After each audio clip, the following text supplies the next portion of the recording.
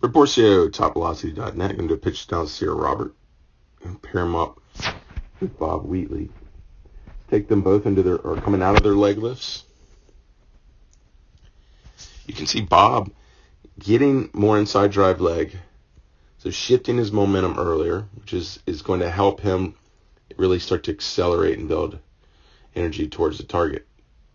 Coming out of leg lift a little bit later to create the momentum with Robert, but two different loading movements of the drive leg. You see a Bob really hinging, squatting, flexing the hip, and you see Robert pushing the hip forward and abducting the drive hip.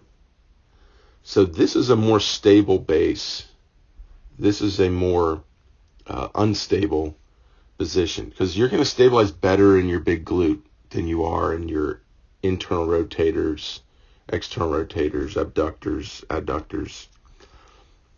So the issue is going to be, even though this allows Robert to get his momentum going and even bring his shin down to a linear position, big problem is it loses stability in the center of mass, which is going to affect how energy moves from the lower half to the upper half.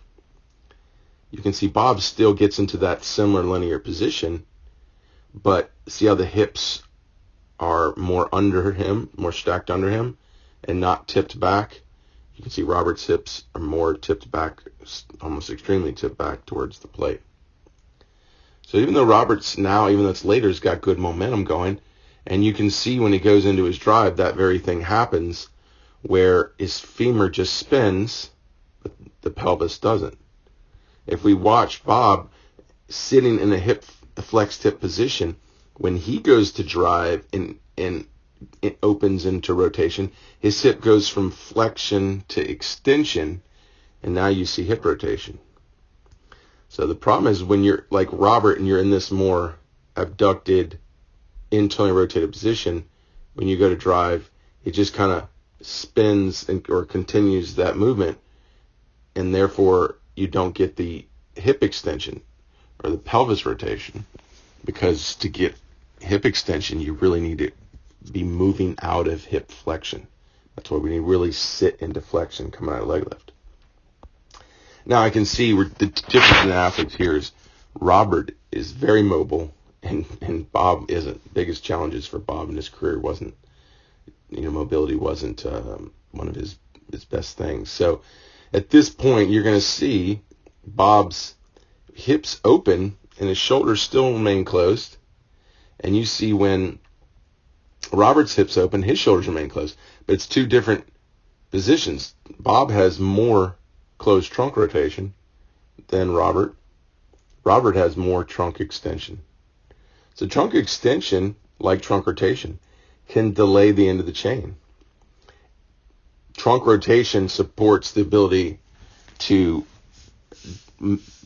create more range in rotation. Trunk extension allows you to keep more range moving in forward flexion of the trunk, so the trunk going forward.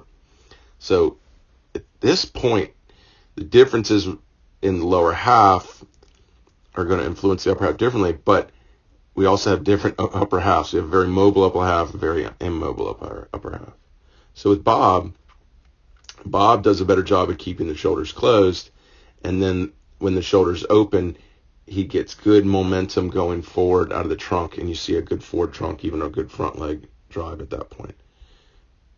Robert doesn't have a lot of trunk rotation, but a lot of trunk extension, so he just continues to use that trunk extension to hold his arm back, and you see a huge bend in the trunk, allowing him to do that. But because the arm, the rotation was rushed, like I said, he wasn't as closed off, the arm gets hyperangulated, so it drags behind the back, and then it pushes in front of the face. So you don't see Bob doing that. His doesn't go past his nose, because Bob delayed rotation better, Robert didn't. So he got more drag in rotation, more push in rotation, even though he had a great ability to extend his trunk and keep his trunk moving forward.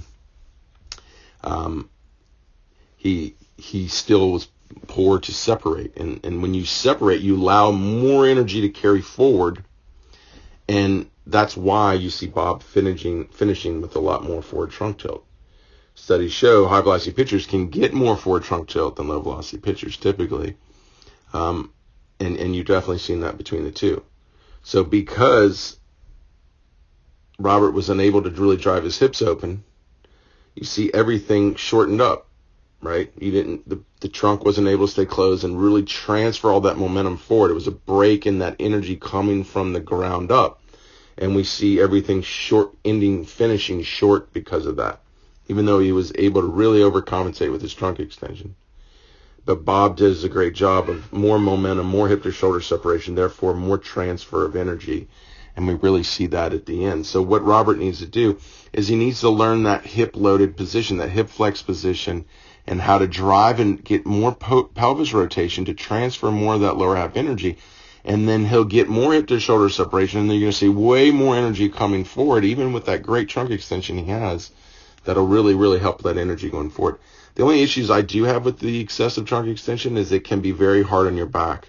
So, Robert, if you're having any back-related issues, or if you start squatting more and you get back-related issues, it's because you have so much mobility in trunk extension that it puts a tremendous load on your back. So you need to be careful with that and really work to get more hip mobility and specifically in your delivery, more hip to shoulder separation.